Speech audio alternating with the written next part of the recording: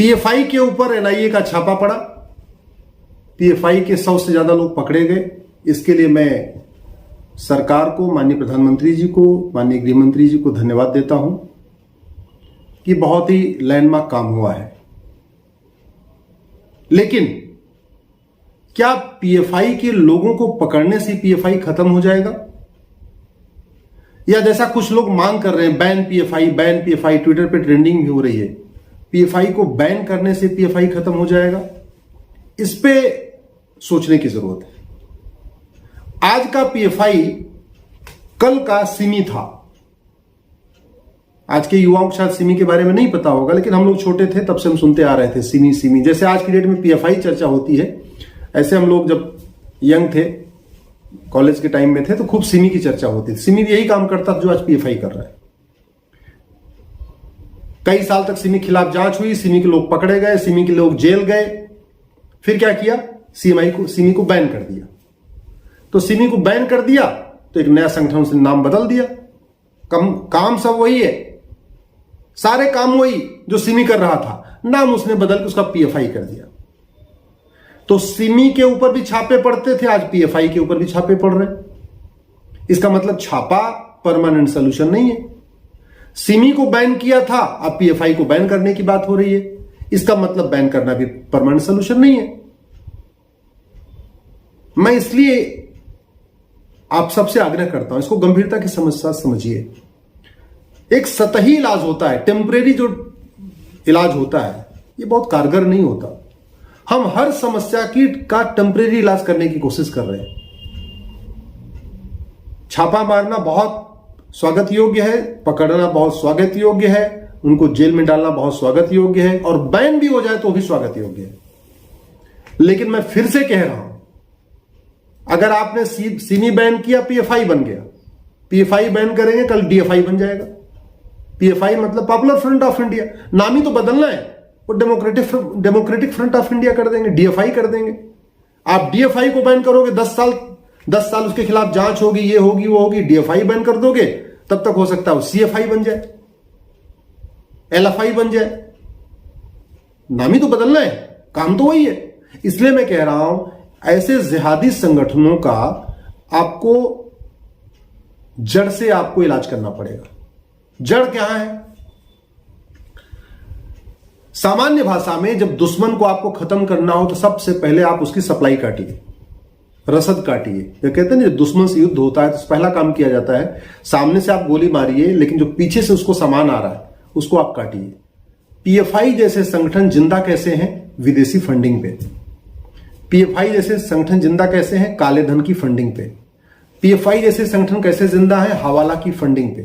PFI जैसे संगठन जिंदा है एफसीआरए की फंडिंग पे।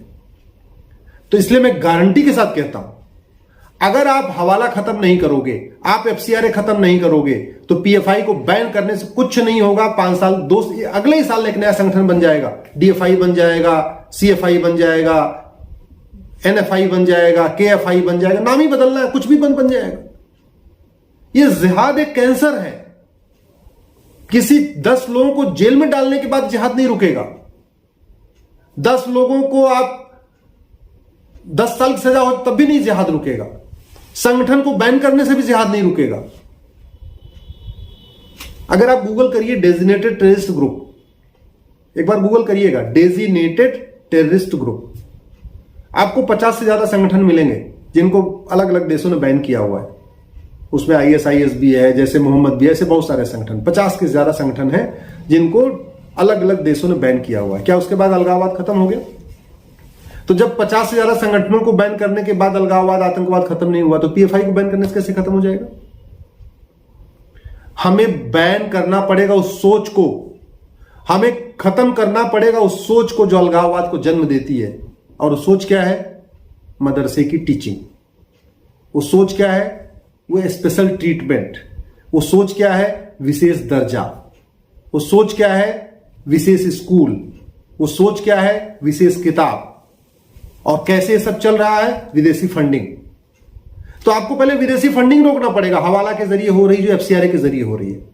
आपको मदरसा बंद करना पड़ेगा, और मदरसा बंद करेंगे तो क्या? तो कॉमन एजुकेशन लागू करना पड़ेगा। समान शिक्षा लाइए, नहीं 18 साल तक तो 16 साल तक, यानी 10वीं तक। मुझे तो समझ में नहीं आ रही है एजुकेशन सिस्टम चल क्यों रहा है। कभी और चर्चा करेंगे कि भाई 5 साल की प्राइमरी, फिर 3 साल का जूनियर, फिर 2 साल का हाई स्कूल, फिर 2 साल का इंटर, फिर 3 साल का ग्रेजुएशन। क्या लिए करना? अरे 5-5-5 लागू करिए। 5 साल का प्राइमरी, 5 साल का सेकेंडरी और 5 साल का ग्रेजुएशन। तो कम से कम 5 साल की प्राइमरी और 5 साल की सेकेंडरी, ये सबके लिए कंपलसरी करिए। सबकी एक किताब करिए 10वीं तक, यानी जब बच्चा 16 साल तक हो उसकी सबकी एक किताब करिए, तब उसकी सोच एक जैसी होगी। पूरी दुनिया में जहां भी मदरसा है वहां शांति नहीं है, जहां भी मदरसा है वहां अलगाववाद है, जहां भी मदरसा है वहां आतंकवाद है, जहां भी मदरसा है वहां आतंकवादी संगठन है, जहां भी मदरसा है वहां अलगाववादी संगठन है। सोच वहीं डाली जा रही है मदरसे में। हम उसको नहीं करें ban PFI, ban PFI, ban PFI. पता नहीं लोगों का दिमाग डाइवर्ट करने के लिए कर रहे हैं, इतना ज्यादा प्रेशर क्रिएट कर रहा है, उस प्रेशर को रिलीज करने के लिए कर रहे हैं, या भगवान जाने क्या कर रहे हैं। हम वही गलती कर रहे हैं जो सिमी टाइम में किया था। Ban Simi, ban Simi, ban Simi, सरकार ने बैन कर दिया। अब हम ban PFI, ban PFI, ban PFI, सरकार पीएफआई बैन कर देगी। कल को डीएफआई आ जाएगा, फिर शुरू करना ban DFI, ban DFI, ban DFI. कब तक चलेगा? दूसरा, जब तक आप स्पेशल ट्रीटमेंट दोगे, भाई तुम स्पेशल हो, तब तक सोच खत्म नहीं होगी। उनको बराबर में, उनको इक्वल उसमें रखिए। स्पेशल ट्रीटमेंट खत्म करिए, उनका विशेष दर्जा खत्म करिए, माइनॉरिटी मेजॉरिटी वाला कॉन्सेप्ट खत्म करिए, ये पर्सनल लॉ खत्म करिए। स्पेशल जो उनके स्कूल चल रहे हैं इसको खत्म करिए, कॉमन एजुकेशन ले आइए, कॉमन सिविल कोड ले आइए, पर्सनल लॉ सारे खत्म करिए। हिंदू, जैन, बौद्ध, सिख जितने अलग अलग कानून चल रहे सबको खत्म करिए, कॉमन सिविल कोड ले आइए। अलग अलग जो सीबीएसई, आईसीएसई, मदरसा board, UP board, Bihar board, सबको खत्म करिए, कॉमन एजुकेशन ले आइए। तब सोच एक जैसी होगी। लेकिन इससे भी बात नहीं बनेगी। आपको सबसे पहले आपको हवाला खत्म करना पड़ेगा, एफसीआरए खत्म करना पड़ेगा, काला धन खत्म करना पड़ेगा। और मैं आपको कई बार में कह चुका, फिर से कह रहा हूं, जब तक 100 रुपए से बड़ी नोट बंद नहीं होगी तब तक हवाला नहीं रुकेगा, तब तक काला धन खत्म नहीं होगा। 100 रुपए से बड़े नोट की इस देश में जरूरत ही नहीं है। 100 रुपए से बड़े नोट की जरूरत केवल नेताओं को है, लुटेरों को है, नौकरशाहों को है, बाबुओं को है। आम आदमी को 100 रुपए से बड़े नोट की जरूरत नहीं है। ये चली रही है 500 की नोट, 1000, 2000 की नोट केवल और केवल भ्रष्टाचारियों के लिए चल रही है। आम आदमी को इसकी जरूरत ही नहीं। आम आदमी थोड़ी बहुत तकलीफ होगी, लेकिन देश के सामने इतना बड़ा खतरा है, अगर वो खतरा खत्म हो जाए तो आम आदमी तैयार है इसको सहने के लिए। नोट बदली नहीं, नोटबंदी करना पड़ेगा। करेंसी एक्सचेंज नहीं करना पड़ेगा, डिमोनेटाइजेशन करना पड़ेगा। 2016 में नोट बदली हुई थी, 500 के बदले नया 500, 1000 के बदले 2000, वो नहीं चाहिए। नोट बंदी, 500 और 2000 के नोट को परमानेंट बंद करना पड़ेगा। उससे हवाला बंद होगा, उससे काला धन बंद होगा। काला धन बंद होगा, हवाला बंद होगा, तब पीएफआई जैसे संगठनों की कमर टूटेगी। एफसीआरए कानून को खत्म करना पड़ेगा। आपको एक यहां पे एक कॉमन बैंकिंग कोड लाना पड़ेगा, तब जाके एफसीआर जो विदेशी फंडिंग हो रही है मिशनरियों को, वो रुकेगा।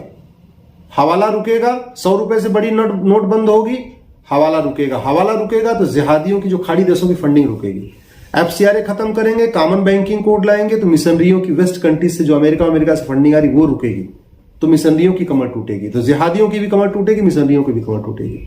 और इसके बाद आपको कठोर कानून बनाना पड़ेगा। इस 1860 के आईपीसी को रद्दी की टोकरी में फेंकना पड़ेगा। यह हमारे काम की नहीं है। अगर ये ठीक होती तो कम से कम अपराध कम होता, भ्रष्टाचार कम होता, जमाखोरी, मिलावटखोरी, कालाबाजारी कुछ तो कम होती, अलगाववाद कम होता, कट्टरवाद कम होता, मजहबी उन्माद कम होता, नक्सलवाद कम होता, माओवाद, कुछ तो कम नहीं हो रहा। फिर हम इसको क्यों ढो रहे?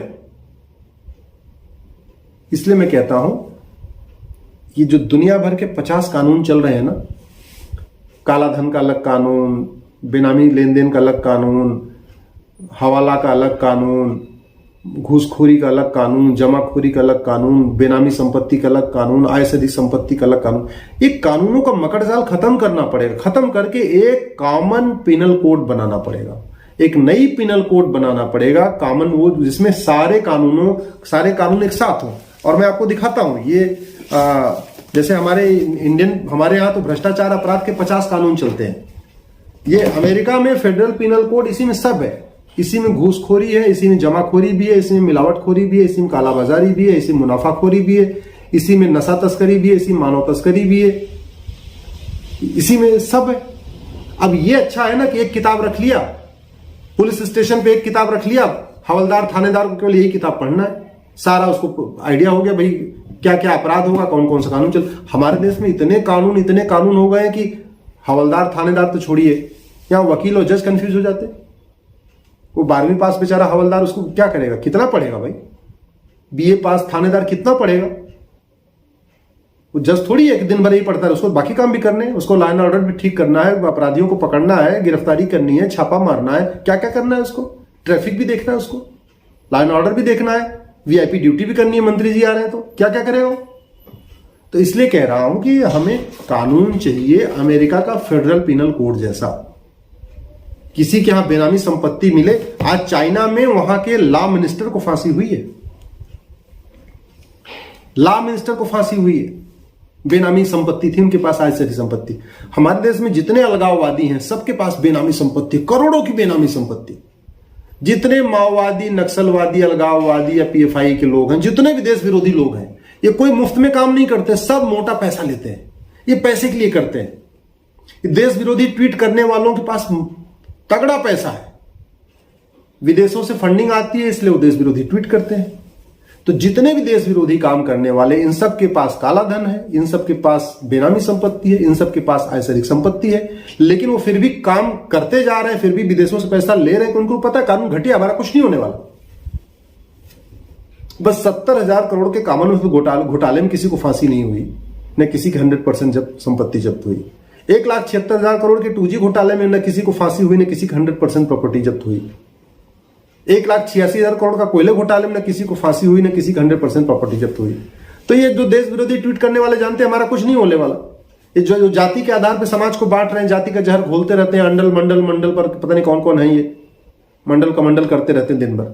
ये जानते हैं इनको कानून घटिया, हमारा कुछ नहीं होने वाला, इसलिए कर रहे हैं। भारत और चाइना में अंतर क्या है?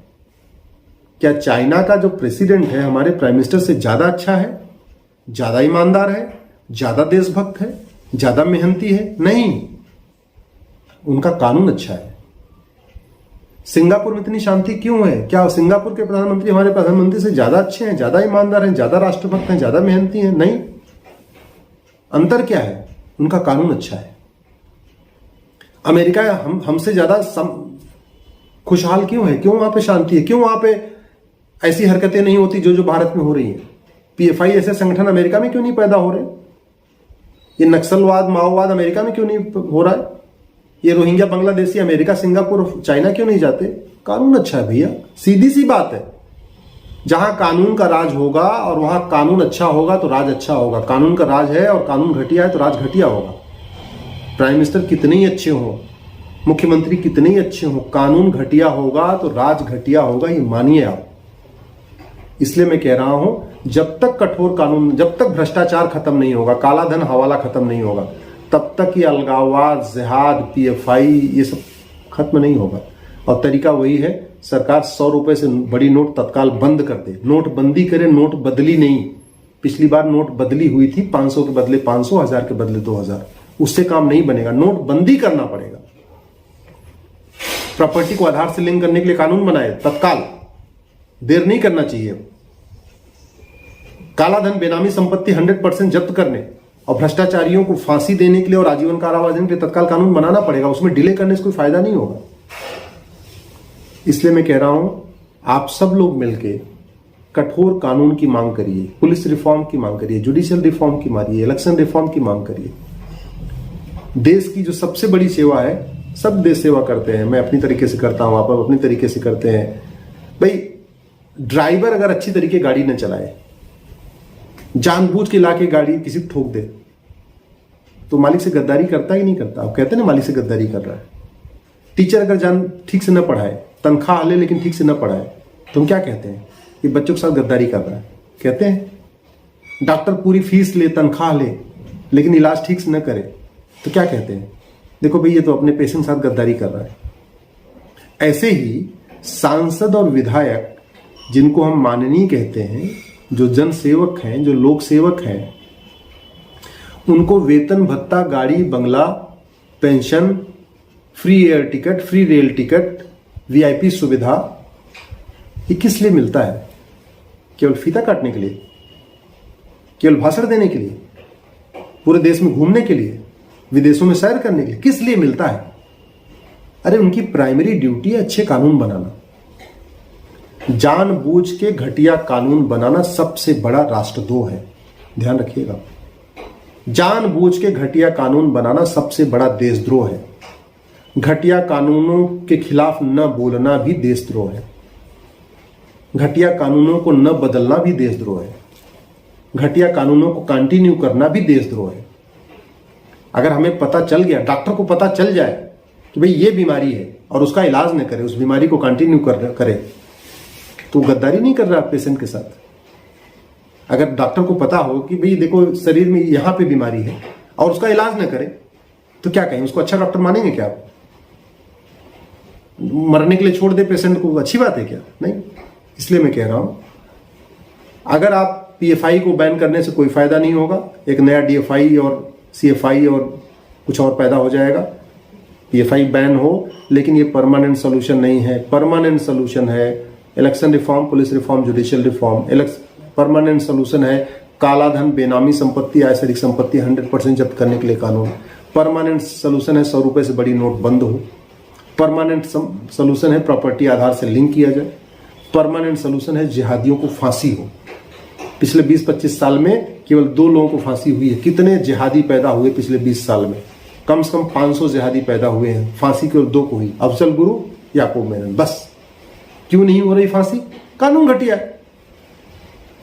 जब भी कहीं मर्डर होगा, कभी बलात्कार होगा, कभी कन्हैया का होगा, कभी उमेश कोल्हे का होगा, हम शुरू हो जाते हैं ट्विटर पे फांसी दो, फांसी दो, फांसी दो। अरे भैया, ट्विटर पे फांसी दो मत कहिए। ट्विटर पे आप ये कहिए फांसी देने के लिए कानून बनाओ। Ban PFI, ban PFI, ban PFI नहीं, आप कहिए जिहादियों को फांसी देने के लिए कानून बनाइए। नहीं तो फिर बैन पीएफआई होगा, नया डीएफआई आ जाएगा। अगर आपको मेरी बात ठीक लगी, आप मेरी बात से सहमत हैं, इस वीडियो को अधिक से अधिक शेयर करिए।